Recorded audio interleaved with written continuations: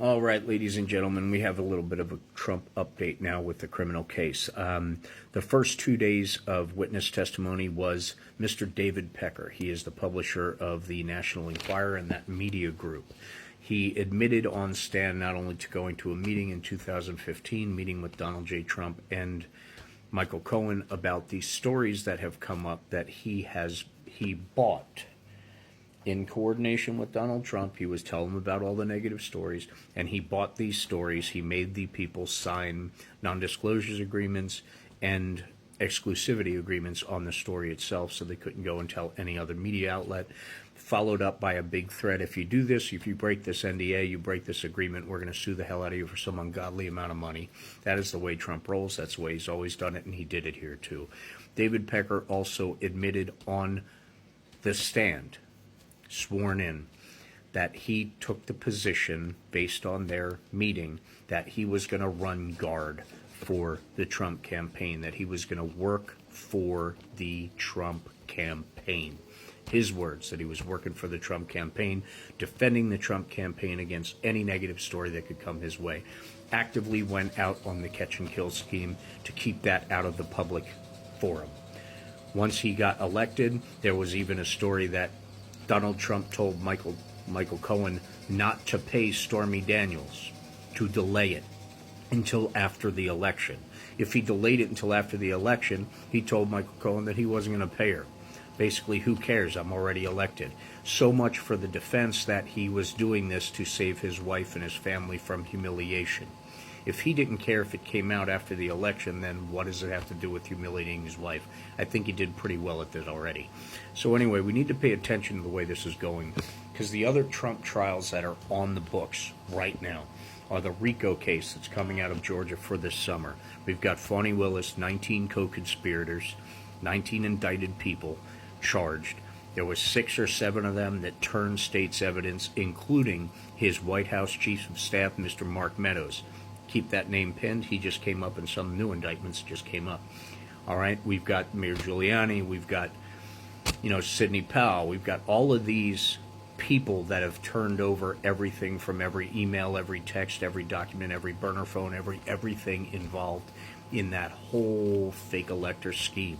Each one of those states with fake electors present, like Michigan, like Arizona, like Nevada, have all started their own investigations into fake electors. Little side note of a couple of cases that are now on the books. Michigan indicted 16 fake electors from Michigan, as well as a whole bunch of unindicted co-conspirators going all the way up to the White House. Keep that in mind.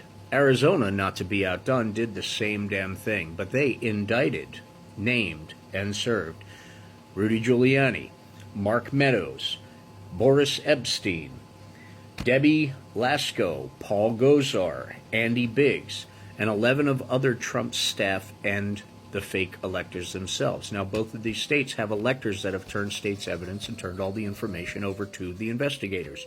So this stuff isn't just these 2 states.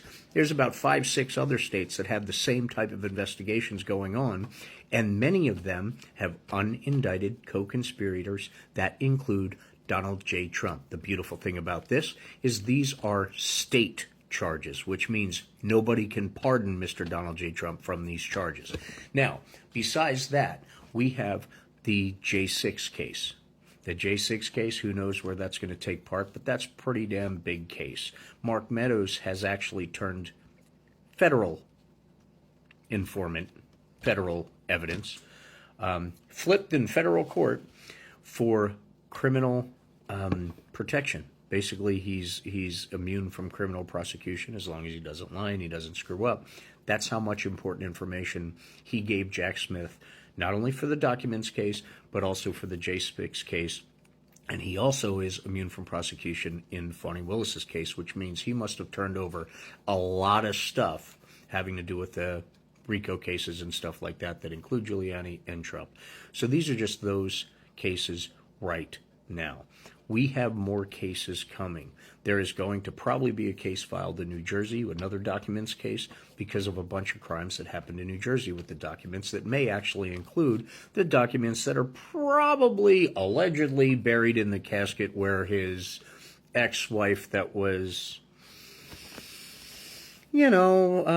cremated after she was fell down the stairs, and rushed into an autopsy and rushed into cremation, and then took 10 people to carry the casket, empty casket, to the first green that's now overgrown and no one could see it because it's overgrown with weeds and all that stuff. Respect for the first wife.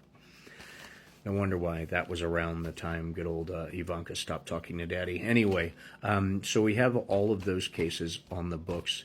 There are many more to come. That 13-year-old girl that was going to do the press conference with Gloria Allred right before the campaign, right before the election, who disappeared off the face of the earth. Everyone thought she was unalived or whatever. Her and her family got threatened so viciously they disappeared. Well, they came back. She filed her case, and that's in the books right now. So this stuff is not going to stop for Donald J. Trump. And his worst fear is that the evidence becomes public knowledge, because that will cut him off from not only presidency, but it will expose who he really is. All we need to do is have the diehard MAGA people, the diehard Republicans, actually pay attention to the evidence, since most of it comes from Republicans just like them, except those are the Republicans that were side by side with Donald Trump while all this was going on, and know more than every single one of them, including me and everyone else. So we need to pay attention to this evidence coming out. Buckle up, ladies and gentlemen. This is going to be fun, and this is not stopping soon. So no matter what happens tomorrow in the Supreme Court with the immunity challenge, no matter what happens, there is so much here that's going to come his way. And if, God forbid, they do something insanely stupid, like granting him immunity, they are also granting Joe Biden immunity. Keep that in mind. Stay diligent, stay educated, be kind. We are all in this together. We need to start having each other's back, and we need to start communicating a little bit better than we are. God bless.